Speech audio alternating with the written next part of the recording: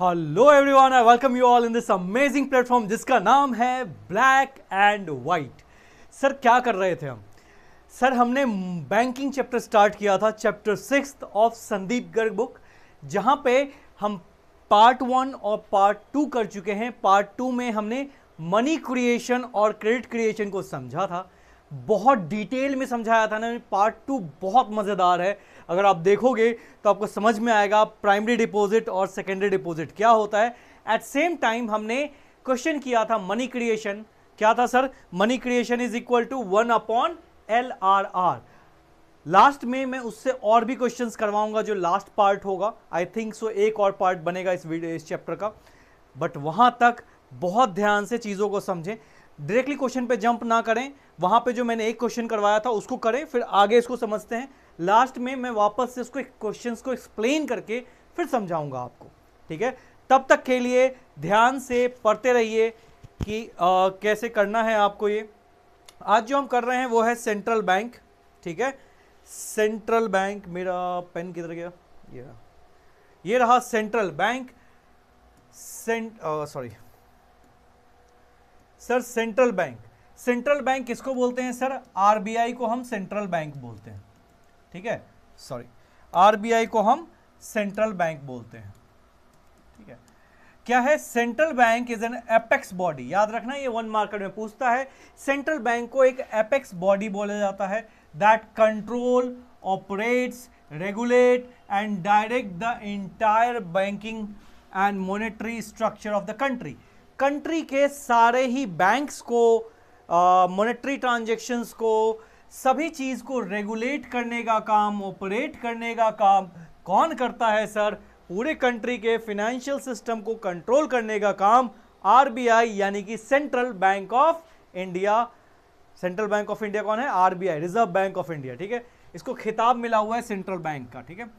Now कौन करता है? Reserve Bank of India. Sir functions of central bank.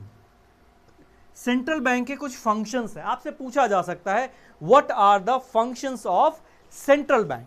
तो ध्यान से, क्या क्या फंक्शन है सर? आइए देखते हैं सर। 4 फंक्शन पहले बेसिकली देख लेते हैं। करेंसी ऑथोरिटी और bank of issuing note. RBI के पास नोट छापने का पावर है। RBI has a power of printing currency in the country.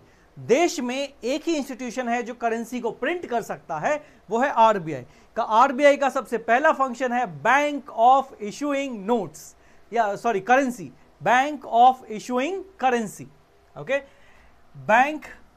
Banker to the government, सरकार का बैंक। सेंट्रल बैंक कभी भी जनरल पब्लिक से डील नहीं करता है। सेंट्रल बैंक हमेशा किससे डील करता है सर? गवर्नमेंट के ट्रांजैक्शंस को मॉनिटर करता है। यानी मोदी जी अगर कोई खर्चा कर रहे हैं तो उनके ट्रांजैक्शन, कुछ पैसे जैसे बोला जाता है बजट में इतने पैसे इसको दे दो, तो वो सारे पैसे जो सरकार के, देश के पैसे हैं, वो सारे का हिसाब कौन रखता है? आरबीआई, ठीक है? ये गवर्नमेंट के लिए 3 तरीके से काम करता है, देखना। ये गवर्नमेंट के लिए एजेंट का काम करता है, ये गवर्नमेंट के लिए एडवाइजर का काम करता है, और गवर्नमेंट के लिए बैंकर का काम करता है। ये गवर्नमेंट के लिए 3 रोल में काम करता है। एजेंट, क्यों? क्योंकि ये गवर्नमेंट की प्रॉपर्टी को सेल और परचेज करता है, गवर्नमेंट की सिक्योरिटीज को सेल और परचेज करता है। इस बात को आगे चल के हम और डिटेल में समझेंगे। दूसरा एडवाइजर, क्योंकि यहां पे टॉप इकोनॉमिस्ट बैठते हैं, टॉप लेवल के इकोनॉमिस्ट, वर्ल्ड के टॉप इकोनॉमिस्ट में से एक बैठते हैं, तो यहां पे ये गवर्नमेंट को एडवाइजर भी देता है, एडवाइस भी देता है, क्योंकि मोदी जी के पास बहुत सारे काम हैं, ठीक है? और मोदी जी के शायद इतनी कैपेबिलिटी नहीं, वो एक अच्छे लीडर हैं, बट देश कैसे रन करना है, इकोनॉमी कैसे रन करना है, मॉनेटरी सिस्टम कैसे चलेगा, ये शायद मोदी जी को नहीं पता होगा। तो इन सभी को एडवाइस करने का काम कौन करता है? आरबीआई।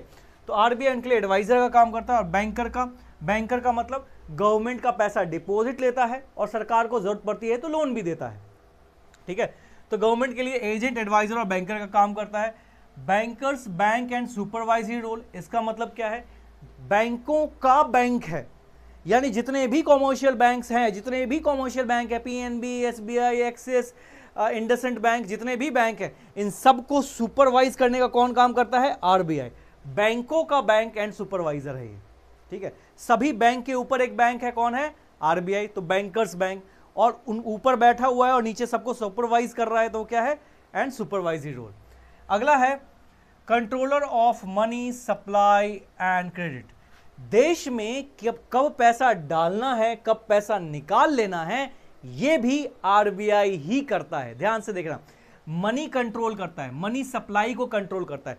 देश में कितना पैसा डालना है और कितना पैसा निकाल लेना है, ये दोनों काम कौन करता है? आरबीआई करता है, ठीक है। तो सर अच्छा, ये सारे क्या हैं? ये सारे टूल्स हैं, इसको मैं अलग से पढ़ाता हूं आपको, ठीक है, ये अलग से पढ़ाता हूं, यहां पे छोड़ो। आप पहले फंक्शन को देखो। फंक्शन सर बैंक के, सेंट्रल बैंक के 4 फंक्शन हैं। Bank of issuing currency, bankers to the government, government के लिए 3 तरीके से काम करता है, bankers bank and supervisory role, और controller of money supply and credit, देश में पैसे का मनी फ्लो को कंट्रोल करना, ठीक है। ये बहुत इजी है, आप इसको यहां से भी थोड़ा थोड़ा रीड कर सकते हो। करेंसी अथॉरिटी बैंक एक आरबीआई का इकलौता ऐसा बैंक है, सोल अथॉरिटी है जिसको देश में करंट करेंसी इशू करने की पावर है, ठीक है। फिर इसी में दिया जाता है आपको बैंकर टू द गवर्नमेंट, ये बैंक के लिए 3 तरीके से काम करता है। बैंकर का काम करता है, बैंक सरकार को लोन देता है, एजेंट एडवाइजर, ठीक है। ये सब छोटी छोटी चीज़ें। बैंकर बैंक एंड सुपरवाइजरी, ये नंबर ऑफ कमर्शियल बैंक है कंट्री में जिनको कंट्रोल करने का काम कौन करता है? प्रॉपर फंक्शन में लेके आता है, क्योंकि वो एपेक्स बैंक है। तो ये सारी चीज़ें आप खुद से भी रीड कर सकते हो, इतना कुछ हार्ड एंड फास्ट नहीं है, ठीक है।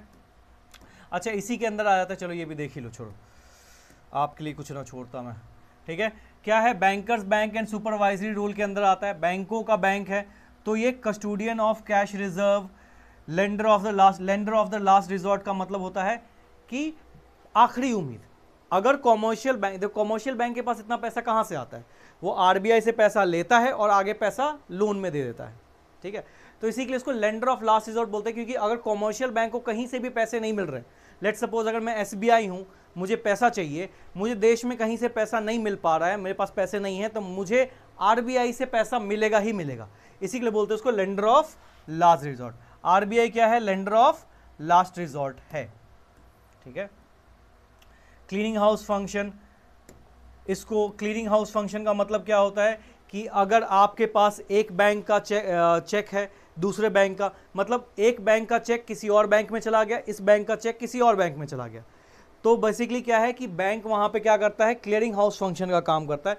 समझना, एक मिनट समझा ही देता हूँ, ऑल्दो मैं सोचा था कि आप खुद से रीड करेंगे, इसमें डिटेल में दिया नहीं होगा, इसीलिए इस पॉइंट को मैं समझा देता हूँ।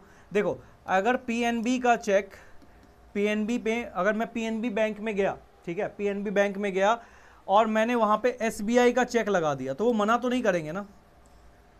मैंने पीएनबी बैंक में गया, किसी ने मुझे एसबीआई के अकाउंट से पेमेंट किया था, मैं उसकी पेमेंट लेकर के जाके पीएनबी में दे दिया कि ये रखो मेरा चेक, मुझे इसका पैसा दे दो।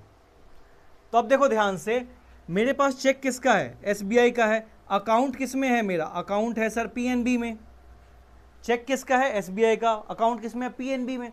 तो क्या करे? पीएनबी जाए एसबीआई के पास, मैं थोड़ा स्पेस ले लेता हूँ उनको कहीं लिखने के लिए, या चलो मैं अपने ही जगह पे चला जाता हूँ समझाने के लिए आपको। क्लियरिंग हाउस फंक्शन बस डिटेल में समझा रहा हूँ, फिर कंट्रोलर ऑफ क्रेडिट ये समझाऊंगा, बहुत मज़ेदार टॉपिक है, ठीक है। ये हमारे लास्ट क्लास का है। प्राइमरी डिपॉजिट, सेकेंडरी डिपॉजिट, आ जाओ आगे बढ़ते हैं। देखो क्या है ना कि पीएनबी बैंक है, इसमें मेरा अकाउंट है। अब पीएनबी, किसी ने मुझे एसबीआई का चेक दिया, तो मैं एसबीआई लेके, मेरे एसबीआई में अकाउंट ही नहीं है, तो मैं एसबीआई का लेके चला गया पीएनबी में कि ये रहा मेरा चेक, इसको डिस्काउंट करो और मेरे अकाउंट में पैसा डाल दो जो पीएनबी में अकाउंट है। अब पीएनबी मुझे मना तो नहीं कर सकता ना कि नहीं सर हमारे ही बैंक का चेक लेके आओ, मैं तो किसी भी बैंक का चेक ला सकता हूं ना।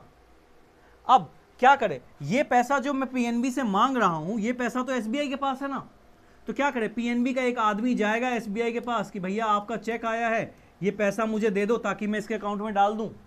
ऐसा नहीं होता है, समझ रहे हो?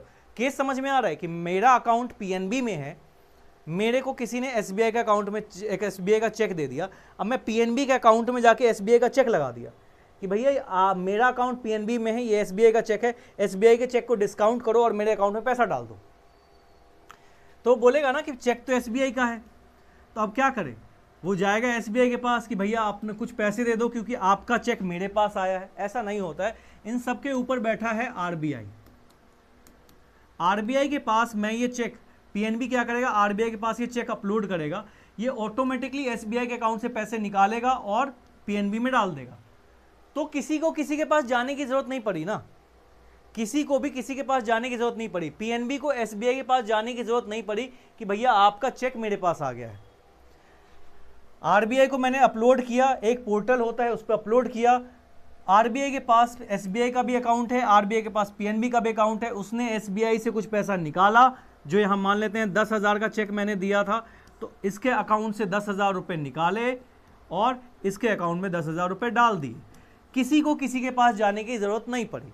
इसको बोलते हैं क्लियरिंग हाउस फंक्शन। जब एक बैंक का चेक दूसरे बैंक के पास रिप्रेजेंट हो जाता है तो उसको क्लियर करने का काम, पहले चेक एक एक 2-2 दिन में क्लियर होते थे, आज मिनटों में क्लियर हो जाते हैं, मतलब half an hour to an hour में क्लियर हो जाता है।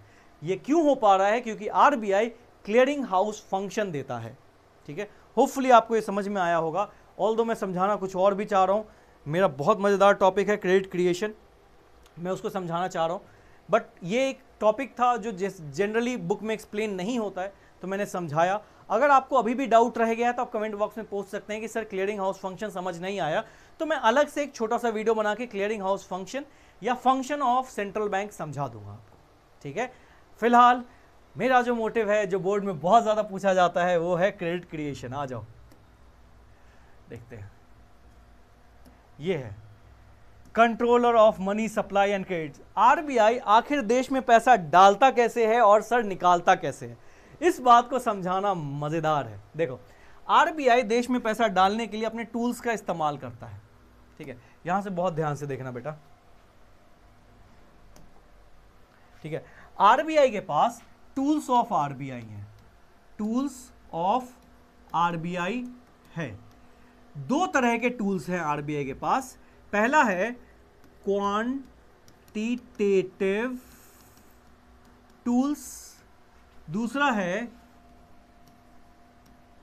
Qualitative tools. ठीक है, क्वांटिटेटिव टूल और क्वालिटेटिव टूल समझते हैं। जब बैंक का टूल बॉक्स खुला तो दो तरह के टूल निकले, क्वांटिटेटिव और क्वालिटेटिव। क्वांटिटेटिव की बात करते हैं, इसमें 6 तरीके के टूल हैं। बैंक रेट, दूसरा आता है रेपो रेट, तीसरा आता है रिवर्स रेपो रेट। ये सारी चीज़ें बुक में लिखी हुई मिल जाएगी आपको, अगर फुल फॉर्म चाहिए तो RRR रिवर्स रेपो रेट। फिर आता है OMO ओपन मार्केट ऑपरेशन, फिर आता है CRR और फिर आता है SLR। सर 6 टूल्स हैं आरबीआई के पास। अपने टूल बॉक्स में 6 टूल हैं एक तरफ, जिससे वो पैसा देश में डाल भी रहा है और निकाल भी रहा है। ठीक है, जिससे वो मनी फ्लो को कंट्रोल कर रहा है। सर पहला आता है बैंक रेट। क्या है सर बैंक रेट, आइए समझते हैं। कौन सा कलर लूं, ऑल्दो आपको तो सारे ब्लैक एंड व्हाइट दिखेंगे, बट फिर भी बैंक रेट। बैंक रेट क्या है, द रेट यार को डार्क कलर लेता हूं, the rate at which RBI lend money to commercial bank for long period of time। मतलब ये वो रेट है, ये वो परसेंटेज है जिस पे आरबीआई कॉमर्शियल बैंक को पैसा देता है लंबे समय के लिए। लंबे समय का क्या मतलब है सर, लंबे समय का मतलब है 1 साल से ज्यादा के लिए। मतलब सिंपल है sir, when the bank rate is the rate at which RBI lend money to commercial bank for long period of time. मतलब ये वो प्रतिशत है, ये वो ब्याज है। जब आरबीआई कॉमर्शियल बैंक को पैसा दे रहा होता है तो उस पर जो इंटरेस्ट रेट चार्ज करता है, उस इंटरेस्ट रेट का नाम है बैंक रेट। ठीक है, जैसे अगर हम बैंक से लोन लेते हैं तो बोलते हैं ना हाउसिंग इंटरेस्ट रेट लग रहा है, या सेविंग इंटरेस्ट रेट, करंट का तो होता ही नहीं, फिक्स एफडी इंटरेस्ट रेट इतना चल रहा है। तो वैसे ही जब आरबीआई कॉमर्शियल बैंक्स को यानी पीएनबी, एसबीआई को पैसा देता है तो उससे जो ब्याज चार्ज करता है लंबे समय के लोन के लिए, उस ब्याज का नाम है बैंक रेट, उस इंटरेस्ट का नाम है बैंक रेट। ठीक है, दूसरा आते हैं repo rate. Again the rate at which RBI lend money to commercial bank for short period of time. ध्यान से, जब आरबीआई लोन देता है कॉमर्शियल बैंक को, फिर से लोन दे रहा है, पहले वाले में लंबे समय के लिए, अब शॉर्ट पीरियड ऑफ टाइम, छोटे समय के लिए। जब बैंक उसको पैसा दे रहा है, आरबीआई पैसा दे रहा है बट छोटे समय के लिए, तो उसको हम बोलते हैं क्या, क्या बोलते हैं सर? उसको बोलते हैं हम रेपो रेट।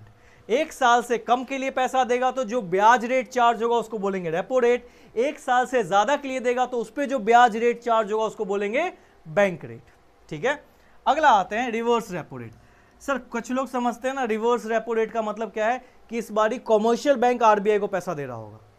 बात समझो, आरबीआई पप्पा जी है, क्या है? पापा जी है।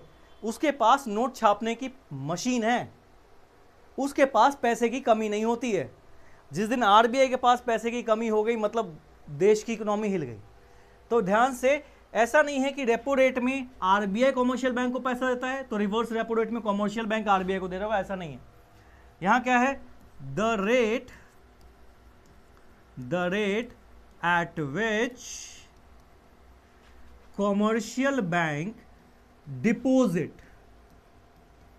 डिपोजिट अपना पैसा खुद ही जाके आरबीआई में रखता है, डिपॉजिट इन आरबीआई, तो उस पे जो इंटरेस्ट रेट मिलता है। देखो कई बारी क्या होता है ना, मार्केट काफी अनसर्टेन होता है, कई बारी कॉमर्शियल बैंक का पैसा मार्केट में ज्यादा डूब रहा होता है, तो वैसे कंडीशन में कॉमर्शियल बैंक अपना सारा जितना भी पैसा है वो लोगों को लोन देने के अलावा क्या करता है, उठाता है और आरबीआई में डाल देता है।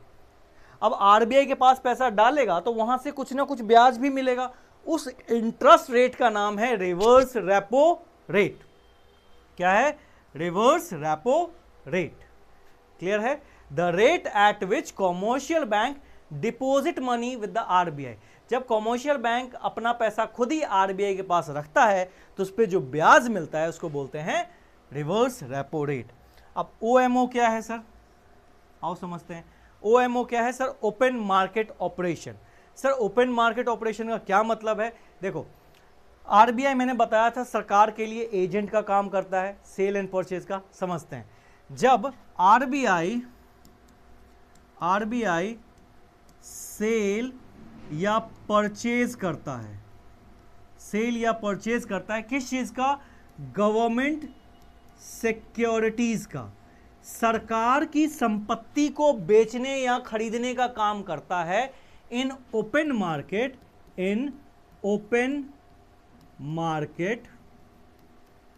तो उसको क्या बोलते हैं? Open market operation. जैसे सर ट्रेजरी बिल सरकार की संपत्ति है, समझो, ट्रेजरी बिल इंडियन गवर्नमेंट का संपत्ति है। आरबीआई क्या करता है? सरकार की संपत्ति, सरकार बोलता है इसको बेच के आओ, तो उसको लेता है, जाता है बाहर, उसको बेचता है, जो भी पैसा आता है उसको जाके वापस बैंक गवर्नमेंट को दे देता है, या फिर परचेज का भी काम करता है और सेल का भी काम करता है। तो ये किसका काम है? एजेंट का ही काम है ना। आपके घर को बेचना या खरीदना या दुकान को बेचना खरीदने का काम कौन करता है? एजेंट ही करता है। तो यहाँ पे आरबीआई एज ए एजेंट काम कर रहा है कि गवर्नमेंट सिक्योरिटी को यानी सरकार की संपत्ति को बेचने या खरीदने का काम कौन करवाता है? आरबीआई इन ओपन मार्केट, तो इसको बोलते हैं ओपन मार्केट ऑपरेशंस। ठीक है, फिर बात करते हैं सीआरआर और एसएलआर। ठीक है, सीआरआर क्या है सर? एसएलआर क्या है? समझते हैं। ठीक है, सीआरआर क्या है? Cash reserve ratio. आपको बताया था सीआरआर और एसएलआर मिला के ही एलआरआर बन जाता है, ये पिछले वीडियो में सिखाया था, लीगल रिजर्व रेशियो। ठीक है, जिसको रिजर्व रेशियो भी बोलते हैं। सीआरआर क्या है? आरबीआई बोलता है जितना भी टोटल डिपॉजिट होगा, जितनी भी टोटल डिपॉजिट होंगे, कमर्शियल बैंक जितना भी पैसा टोटल डिपॉजिट करेगा उसका सर्टेन परसेंटेज उस कमर्शियल बैंक को आरबीआई के पास रखना पड़ता है। ठीक है, अच्छा एक और पॉइंट लिख लो, on daily basis. Daily basis. मतलब क्या है सर, जितना भी पैसा अगर कोई कॉमर्शियल बैंक 1000 करोड़ पूरे दिन में इकट्ठा करता है, 1000 करोड़ टोटल डिपॉजिट लेता है, तो अगर उनका मानते हैं सीआरआर डिसाइडेड है 20%, तो आरबीआई के पास कॉमर्शियल बैंक को 200 करोड़ रखना पड़ेगा।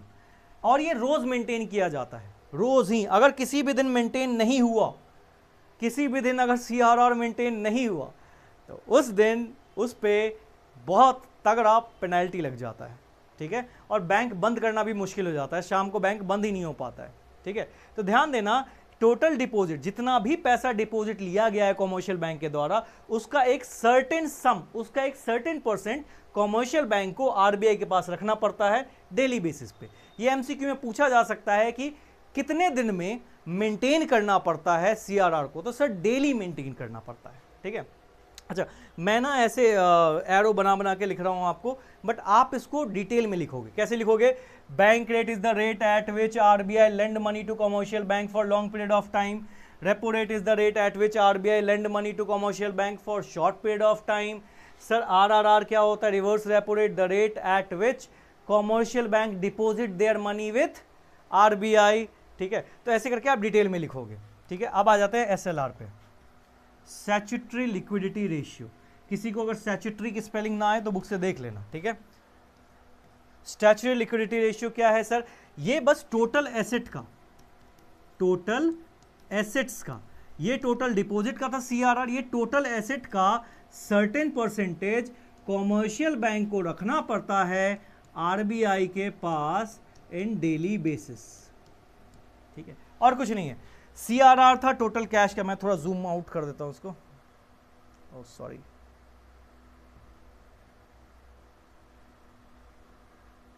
ठीक है, ध्यान से देखना। क्या है? सीआरआर था जो कि कैश के रूप में मेंटेन करना होता था। एसएलआर एसेट के रूप में हो सकता है, अब आ गया है कि कैश के रूप में भी हो सकता है, गोल्ड के रूप में भी हो सकता है, किसी भी फॉर्म में मेंटेन करना है। जितना भी आपका टोटल एसेट है उसका कुछ परसेंट आरबीआई के पास रखना पड़ता है, ठीक है। तो ये था बैंक का क्वांटिटेटिव टूल। अब इसके बाद करेंगे क्वालिटेटिव टूल, अगला पार्ट, क्योंकि मैं इसमें ज़्यादा नहीं कर रहा, ऑलरेडी 22-23 मिनट हो चुका है, तो मैं ज़्यादा लंबा नहीं खींचना चाहता। ध्यान से देखना, बैंक के दो टूल है, क्वांटिटेटिव, क्वालिटेटिव। क्वांटिटेटिव में है bank rate, repo rate, reverse repo rate, OMO, CRR और एसएलआर। इसको आप बहुत अच्छा होगा अगर आप यहां से हल्का सा रीड कर लें तो। देखो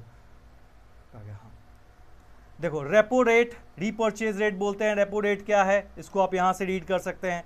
बैंक रेट क्या है सर? बैंक रेट को डिस्काउंट रेट भी बोलते हैं, जिसपे क्या है, देखो, bank rate is the rate at which central bank of the country RBI lend money to commercial bank to meet long term needs.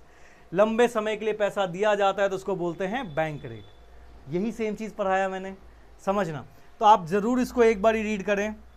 Reverse repo rate, ठीक है, ओपन मार्केट ऑपरेशन, फिर आ जाते हैं एलआरआर, एलआरआर के अंदर आता है CRR और SLR, statutory liquidity ratio, SLR, ठीक है। तो ये सारा अगर क्लियर है तो मैं अगले में क्वालिटेटिव करवाऊंगा और छोटा सा डिस्क्रिप्शन, फिर ये चैप्टर खत्म हमारा। मैं कई चीज़ों में डिटेल में गया हूँ, अगर आपको थोड़ा भी डाउट लगे तो आप कमेंट बॉक्स में ज़रूर बताना। और एक छोटा सा और काम दे रहा हूँ आपको, ये bank rate, repo rate, reverse repo rate को गूगल पे जाइए, निकालिए कि एक्चुअली कितना रेट चल रहा है और मेरे को चैट बॉक्स में लिख के दिखाइए कि सर बैंक रेट अभी इतना चल रहा है, रेपो रेट इतना चल रहा है, ठीक है। क्योंकि ये रियल वर्ल्ड से कनेक्ट करता है, तो बहुत अच्छा लगेगा अगर आप एक्चुअल रेट जो अभी कंट्री में चल रहा है उसको अगर आप चैट बॉक्स में लिखते हो तो, ठीक है। थैंक यू वेरी मच, आज के लिए बस इतना ही, मिलते हैं नेक्स्ट पार्ट में, तब तक के लिए बाय बाय, टेक केयर और पढ़ते रहिए।